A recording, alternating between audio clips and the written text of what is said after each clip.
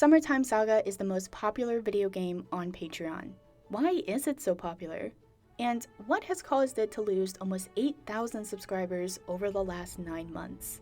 Today, we're going to look at the history of Summertime Saga, some of the reasons for its success, and dig into why the game has wiped out almost 2 years of growth.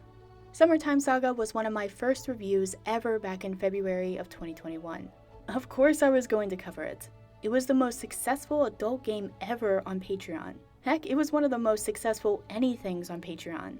Launched in August of 2016, the game had more than 5,000 subscribers in its first full year, with over 7,000 subscribers by the end of 2017. The end of 2017 was also when Patreon announced new rules regarding which kinds of flavors were going to be acceptable moving forward. This caused many games to falter over the next year, but Summertime Saga managed to not only survive the policy change, it thrived. And by the end of 2018, they had over 17,000 subscribers, over 22,000 by the end of 2019, almost 25,000 by the end of 2020, and over 30,000 by the end of 2021. I mean, it makes sense. This was one of the first modern school harem games, with a mix of the salaciousness of American Pie, combined with the fantastical whimsy of Phineas and Ferb, just without the platypuses. Add in a bunch of mini-games, quirky animations, and a ton of optional flavors, and it's easy to see why this game has made millions of dollars. On top of this, the creator, Dark Cookie, was incredibly transparent with development roadmaps. There was a robust amount of content in each new release, and you could even watch Dark Cookie stream while they created new in-game art. So what has happened since my review in February of 2021?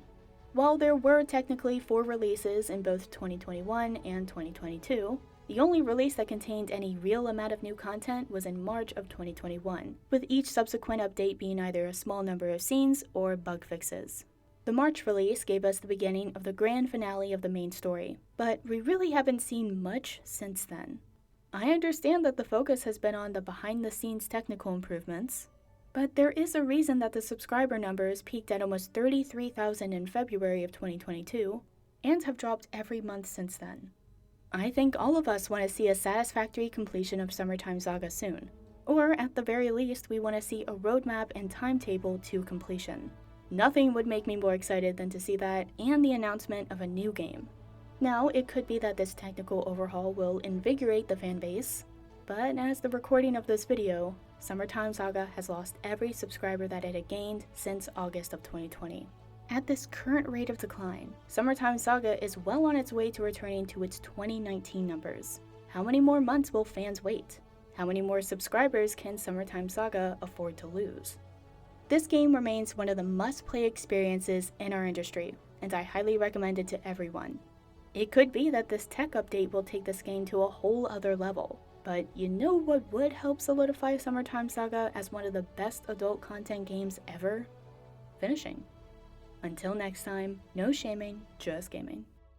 Thanks to all this month's support on Patreon. I wouldn't have been able to do this without you all.